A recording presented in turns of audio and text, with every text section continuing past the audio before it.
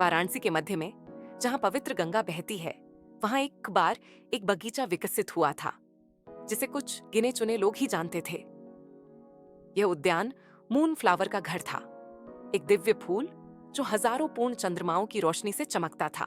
कहा जाता है कि इसकी पंखुड़ियां अमृता प्रदान करती हैं, लेकिन एक गंभीर कीमत पर, एक ऐसा अभिशाप जो आत्मा को अनंत काल तक एकांत में बांध देगा। प्रिया, एक युवा और महत्वाकांक्षी वनस्पति शास्त्री, ने बचपन से ही मून फ्लावर की कहानियां में सुनी थीं।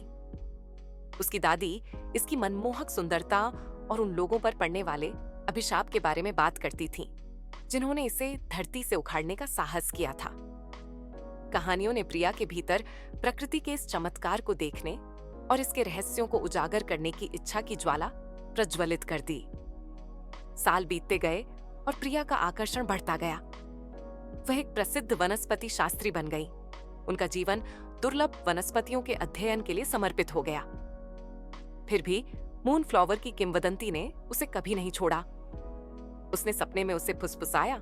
एक सायरन की आवाज ने उसे प्राचीन शहर की ओर इशारा किया।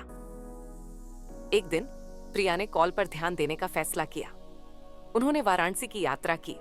उनके हृदय में घबराहट और उत्साह का मिश्रण था। शहर ने खुली बाहों से उसका स्वागत किया। इसकी संकरी गलियां और हलचल भरे घाट जीवन और मृत्यु की भूल भुलैया थे।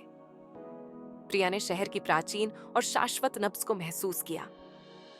उसकी खोज उसे एक बूढ़े पुजारी, जो बगीचे के रहस्यों का रक्षक था, के पास ले गई। उन्होंने प्रिया की आंखों में दृढ़ संकल्प देखा और बहुत समझाने के बाद उसे मून फ्लावर तक ले जाने के लिए सहमत हो गए। वे रात की आड़ में यात्रा करते थे, जब शहर सोता था और सितारे उन पर नजर रखते थे। उद्यान एक परित्यक्त मंदिर की दीवारों के पीछे छिपा हुआ था। इसकी उपस्थिति शहर के निवासियों के नक्शे और यादों से मिट गई थी। जैसे ही उन्होंने अंदर कदम रखा, प्रिया की सांसें गले में अटक गईं।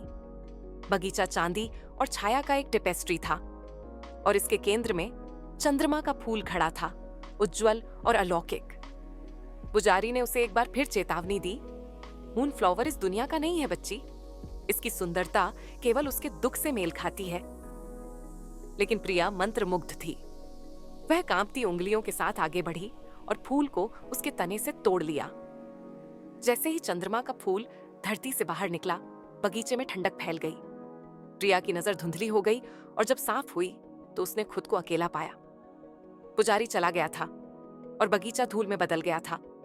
चांद का फूल उसके हाथ में ही रह गया। उसकी चमक अब उसकी मूर्खता की याद दिलाती है। प्रिया शहर लौट आई, लेकिन वह बदल चुकी थी। मून फ्लावर का श्राप प्रभावी हो गया था। उसका शरीर अब समय के साथ बंधा हुआ नहीं था।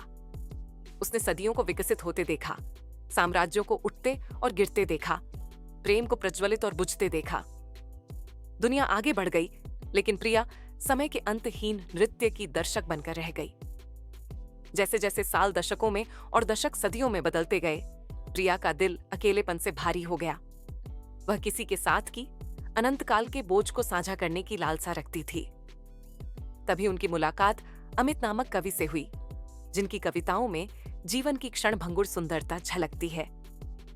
अमित ने प्रिया की उम्रदराज आंखों के पीछे का दूहक देखा और अपनी कविता के माध्यम से उसे सांत्वना दी।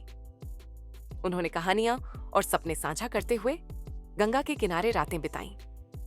अमित की उपस्थिति में प्रिया को एक आत्मीय आत्मा मिली और सदियों में पहली बार वह हंसी, पवित्र नदी के पानी की तरह शुद्ध ध्वनि। उनका बंधन बढ़ता गया और हर गुजरते दिन के साथ मून फ्लावर के अभिशाप ने अपनी पकड़ ढीली कर दी। प्रिया का दिल, जो कभी उसकी पंखुड़ियों की तरह ठंडा था, गर्म होने लगा और जैसे ही उसकी हंसी अमित की हंसी के साथ मिली, मून फ्लावर की चमक फीकी पड़ गई। साझा खुशी की शक्ति से उसका अभिशाप दूर हो गया। प्रिया वृद्ध हो गई है। उसकी त्वचा वर्षों की बुद्धिमत्ता से सिकुड़ रही है।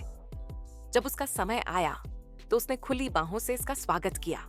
उसकी आत्मा अंततः जीवन और मृत्यु के चक्र में शामिल होने के लिए स्वतंत्र हो गई। चंद्रमा का फूल, जो अब केवल एक मुरझाया हुआ फूल था, उसकी चिता पर रखा गया था। उसकी राख को गंगा द्वारा समुद्र में ले जाया गया था। और इस तरह द मून फ्लावर के अभिशाप की कहानी एक किंवदंती बन गई, प्रेम और मुक्ति की एक कहानी जो युगों युगों तक गूंजती रही। इसने उन लोगों को याद दिलाया जिन्होंने इसे सुना था कि हंसी और साहचर्य के सरल, गहन कार्य से सबसे स्थायी अभिशाप को भी तोड़ा जा सकता है।